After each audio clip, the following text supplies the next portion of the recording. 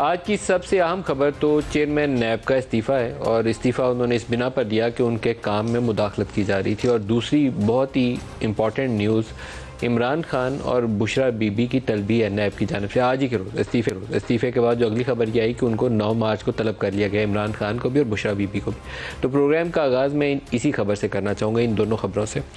आफ्ताब सुल्तान के हवाले से ये अफवाह पिछले 2-3 हफ़्तों से गर्दिश कर रही थी और एक जुमला उनसे मंसूब करके बार बार बोला जाता था, और वो जुमला ये था कि मैं जस्टिस जावेद इकबाल बनने पे तैयार नहीं हूँ। ये इसके बड़े मानी हैं इस जुमले के, क्योंकि जस्टिस जावेद इकबाल के मुतल्लिक़ तासुर ये था कि उनसे जो भी फरमाइश इस्टेब्लिशमेंट की थी, उस वक्त की इस्टेब्लिशमेंट की, और या जो इमरान खान की फरमाइश थी वो पूरी हो जाती थी। फरमाइशें उन्होंने बशीर मेमन से, जो DGFIA थे, उनसे भी की थी, लेकिन वो फरमाइशें पूरी नहीं। बशीर मेमन की छुट्टी हो गई, लेकिन चेयरमैन नैब कंटिन्यू करते रहे, रिटायर होने के बाद भी कंटिन्यू करते रहे। और जब वो फरमाइशें थोड़ी सी रफ्तार कम थी तो एक वीडियो उनकी सामने आई, और वीडियो मंजर-ए-आम के आने के फ़ौरन बाद ही वो जो केसेस से अपोजिशन के ऊपर बनने की रफ्तार, उसमें बहुत तेज़ी आ गई। तो कोई भी ऑनरेबल आदमी अगर होगा तो वो शायद वो हरकतें ना करना चाहिए, इसलिए उसको बेहतर रास्ता, उसका जो ऑनरेबल एग्ज़िट है वो शायद उसके लिए बेटर ऑप्शन होती है, जो आफ्ताब सुल्तान ने एक्सरसाइज की। हमारे जाहिद गिशकोरी साहब हमारे साथी हैं, उन्होंने इसके ऊपर 8-10 रोज़ लगा के कुछ काम भी किया, कुछ बैकग्राउंड इन्फॉर्मेशन भी ली कि क्या क्या चीज़ें थी, और ये बड़ी मौसर तरीके से उन्होंने इसके ऊपर काम किया है। मैं कुछ लोगों के नाम ले सकता हूँ, लेकिन कुछ के गुरेज करूँगा नाम लेते हुए। सबसे बड़ा जो दबाव ये था कि तहरीक-ए-इंसाफ के कुछ लोगों पे, जिसमें परवेज़ खटक भी शामिल है, मालम जब्बा या दूसरे मामला, तो उसमें पकड़ के परवेज़ खटक को अंदर डालो, इसके KP के कुछ और लोग 4-6 अंदर डालो ताकि इसको सीधा करने में मदद मिल जाए। एक ये दबाव था। दूसरा दबाव ये था कि परवेज़ लाई और मुनस लाई के ख़िलाफ़ केसेस बनने चाहिए और इनको अंदर जाना चाहिए, पकड़ के इनको जेल में डालें। दूसरा जुमला वही है जो मैंने अभी आपको पहले बोला कि आफ्ताब सुल्तान जो है, उन्होंने बोला कि मैं किसी भी सूरत में ऐसे काम नहीं करूंगा जो former chairman NAB justice Javed Iqbal करते रहे थे। इसको पकड़ो, उसको पकड़ो, ऐसे काम मैं करने पे तैयार नहीं हूँ। जो मुलव्वस होगा, जिसका ड्यू प्रोसेस ऑफ लॉ के तहत चीज़ें सामने आएंगी, तो उसको तो मैं पकड़ूंगा, लेकिन आपकी फरमाइश के ऊपर ना केस शुरू करूँगा, ना आपकी फरमाइश के ऊपर किसी केस से पीछे हटूँगा। इसमें कुछ ऐसे मुकदमात भी आज सोशल मीडिया के ऊपर लाहौर हाई कोर्ट से वाबस्ता एक बड़ी ताकतवर शख्सियत के साथ लॉ के हवाले से भी आती है। मेरे पास उसकी अभी तफसील नहीं है, लेकिन आफ्ताब सुल्तान, मेरे ख्याल में एक इशू जो उसको फ़ैसला करने में जिसने मजबूर किया होगा, वो सियासी नौइयत की मुकदमात बाजी है, जिससे वो पीछे हटना उन्होंने तरजीह दी कि उससे पीछे हट जाए। किसी को अपने काम में मुदाखलत की, जो लफ्ज़ उनसे मंसूब किया गया है वो मेडलिंग है, कि मेडल करने की अपने काम में किसी को इजाज़त नहीं दूंगा। PDM के नैब मुकदमात पर हाथ हौला रखने के लिए दबाव था कि जो PDM से जुड़ी हुई जमातें हैं, जिसमें नून लीग और पीपल्स पार्टी के कुछ सरकर्दा लोग, उनके ऊपर मुकदमात हैं। कुछ लोग ऐसे हैं जिनको शहबाज शरीफ ने अपना मशीर लगाया हुआ है, उनके ऊपर भी नैब के मुकदमात हैं। तो वहाँ पुश ये थी कि इनके ऊपर गो स्लो रखना है, इनको आहिस्ता आहिस्ता चलाना है, ताकि आहिस्ता आहिस्ता ये मुकदमात अपनी मौत आप मर जाएं और ये इल्ज़ाम भी ना लगे कि सारे माफ़ करवा के निकल गए और आहिस्ता आहिस्ता केस भी ख़त्म हो जाए। तो ये वो सूरत हाल है जिससे आफ्ताब सुल्तान का इस्तीफ़ा मंजूर अब हुआ है, और जाहिद की इतला यह है कि यह इस्तीफ़ा इब्तदाई तौर पर 16 फरवरी को दे दिया गया था, लेकिन हुकूमत भी परेशान थी कि इससे सियासी शर्मिंदगी का सामना करना पड़ेगा। तो इब्तदाई तौर पर तो समझाने बुझाने की कोशिश की, लेकिन उन्होंने फिर कहा कि नहीं मानता तो जाने दो, किसी और को लगा लेंगे, क्या फ़र्क पड़ता है। तो आज वो दिन था जिसमें उन्होंने कहा कि ठीक है, जाना है तो जाने दो।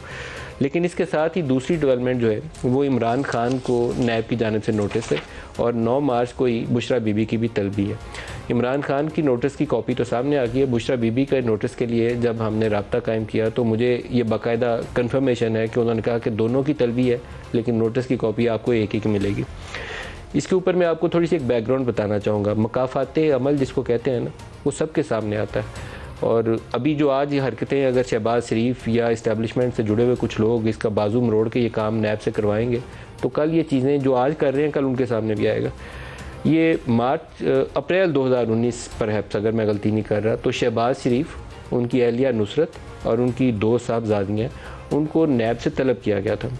जब नैब ने उनको तलब किया, एक का नाम शायद जवेरिया है और एक का रबिया है और नुसरत उनकी अहलिया का नाम है, तीनों की तलबी हुई। एक हुकूमत में बैठी हुई एक बड़ी अहम शख्सियत ने, उन्होंने, मुझे अभी नोटिस जारी नहीं था होगा, तो उन्होंने कॉल किया और कॉल करके कहा, उस ज़माने में व्हाट्सएप कॉल महफूज समझी जाती थी, तो व्हाट्सएप के ऊपर उन्होंने कॉल करके कहा कि इमरान से बात करो कि घर की औरतों को नैब में खड़ा करके रुसवाई होती है, इज़्ज़त नहीं मिलती, इस काम से गुरेज करें। तो अगर कोई ऐसा ही मुकदमा है जिसमें वाक़तन उनका करप्शन के किसी केस के अंदर नाम आता है, तो उनको तहरीरी तौर पर सवालात लिख के भेजे जा सकते हैं और तहरीरी तौर पर उसका जवाब लिया जा सकता है। मैं उनका नाम, अगर वो किसी वक्त इजाज़त देंगे तो उनका नाम भी ले दूंगा, एक सरकारी आला ओहदे पर फाइल शख्सियत है। मैंने उनके कहे के ऊपर इमरान खान को मैसेज किया कि आपको नुसरत बीबी को या ये जवेरिया है या रबिया है, इसको बुला के तो इज़्ज़त नहीं मिलेगी। हमारे माशरे में ये तरीक़ाकार दुरुस्त नहीं है। आदमी कारोबार करते हैं, अगर किसी ने औरत के नाम के ऊपर अपनी घर की खातून के नाम पे ट्रांजैक्शन की भी है तो आप तहरीरी तौर पर भेजें। जब मुकदमा आगे चलेगा तो फिर आप उसको कर सकते हैं। अच्छा नहीं लगेगा कि घर की औरतें किसी अदालत में या थाने के बाहर खड़ी आपको नजर आए, जिस तरह किसी ज़माने में मोहतरमा बेनज़ीर भुट्टो के साथ ये कुछ किया जाता था। जो करते थे बाद में उनके आगे आया सारा कुछ, लेकिन जब कर रहे होते हैं ना जुर्म, उस वक्त ये सोच आती नहीं। तो इसी तरीके से आज इमरान खान, पता नहीं उस मैसेज के ऊपर उन्होंने कितना उनको पसंद आया होगा या ना पसंद आया होगा, लेकिन 2 रोज़ के बाद, जिस दिन नोटिस सर्व हुआ उसके 2 रोज़ के बाद चेयरमैन नैब जो उस वक्त के थे उन्होंने कहा कि नहीं, इनको तहरीरी सवालात भेज दें और इनको तलबी की ज़रूरत नहीं है। ये 2 रोज़ के बाद फिर ये डेवलपमेंट होगी अप्रैल के महीने में। तो आई होप कि वो मैसेज कहीं काम किया होगा या उन साहब ने ख़ुद भी किसी को समझाया होगा कि कुछ अकल करो, ये तरीक़ाकार दुरुस्त नहीं है। लेकिन बहरहाल मैंने उस वक्त मैसेज किया। बुशरा बीबी का जो नोटिस है ये भी उसी सिलसिले की एक कड़ी है। दुरुस्त नहीं है, जो गलत काम किसी ने किया है तो उसको उसकी सज़ा मिलेगी, लेकिन स्टार्ट गलत काम का अगर उस वक्त के वज़ीर आज़म से होता है, तोशा खाना में उन्होंने 20% या 50% ये प्रोविजन थी, इमरान को करना नहीं चाहिए था। मैं 10 दफ़ा कह चुका हूँ कि वो शहबाज शरीफ के ऊपर, यूसुफ रज़ा गिलानी के ऊपर, नवाज़ शरीफ के ऊपर नाम ले लेकर कहते थे कि ये वो लोग हैं जो तोशा खाना के तोहफे घर ले गए। एक शख्स के ऊपर कहते थे कितना घटिया आदमी है, वो एक हीरो का हार मिला था टर्किश प्राइम मिनिस्टर से, वो भी ले गया। जब आप दूसरों को घटिया कह रहे हो इस हरकत के ऊपर, तो कम से कम आप तो उस हरकत से कोसों दूर रहना चाहिए ना। तो इमरान को तो तोशा खाना के करीब भी नहीं आना चाहिए।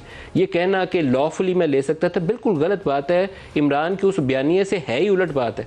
इमरान कहते कुछ हैं, करते कुछ हैं। यही उनकी सबसे बड़ी कमज़ोरी है कि जिस चीज़ को वो प्रीच कर रहे होते हैं ना, दूसरे को तबलीग करते हैं कि ये काम करो, खुद अपनी ज़ात के ऊपर उसका नफाज नहीं करते। वो घटिया थे, 20% दे के करोड़ों के तोहफे ले जाते थे, तो इमरान, नाला और अरफा थे कि वो तोहफे ले गए। लेकिन असूल ये है कि पहले आप इमरान से इन्वेस्टिगेट कर लें। इमरान का अगर कोई कसूर साबित हो और इमरान के साथ उनकी अहलिया का कसूर साबित हो तो आप उनको बुला सकते हैं। लेकिन अभी क्यों भाई, वो कोई उस वक्त पब्लिक ऑफिस होल्ड कर रही थी, घरेलू खातून थी, तो आपको अगर उससे पूछना भी है तो तहरीरी सवालनामा भेजना चाहिए। मैं तो इस चीज़ की मजम्मत करता हूँ। जो कुछ कल किसी ने और ने गलत काम किया था, आज उसको उसकी सज़ा मिल रही है। जो आज गलत करेगा कल को उसको उसकी भी सज़ा मिलेगी। इसलिए कुछ होश के नाखून लें, कुछ ऐसी हरकतें मत करें जिससे तबाही हो जाए। हम करने पे आमादा हैं सारे जने, तो हम यही चाहते हैं कि पाकिस्तान ऐसी चले सीधे तरीके से। इसीलिए पाकिस्तान आज तक कभी आगे बढ़ नहीं पाया। लाहौर में एक बड़ी पोलिटिकल डेवलपमेंट ये है कि चौधरी परवेज़ इलाही साहब ने काफ लीग का वो ग्रुप जो उनके साथ था उसको PTI में ज़म कर दिया। लेकिन मेरा ख्याल था कि ये डेवलपमेंट होनी थी। मेरा ख्याल था कि चौधरी परवेज़ इलाही इमरान खान के साथ बैठे होंगे और इमरान खान बड़े खुशी से ऐलान करेंगे कि चौधरी परवेज़ इलाही ने काफ लीग को PTI में ज़म कर दिया। लेकिन चौधरी परवेज़ इलाही साहब को शायद वो वाला लेवल अभी मुयसर नहीं है, तो चौधरी परवेज़ इलाही को फवाद चौधरी के साथ खड़े होकर प्रेस कॉन्फ्रेंस करनी पड़ी। लेकिन बेस्ट ऑफ लक, उनको नई सियासी जमात मुबारक।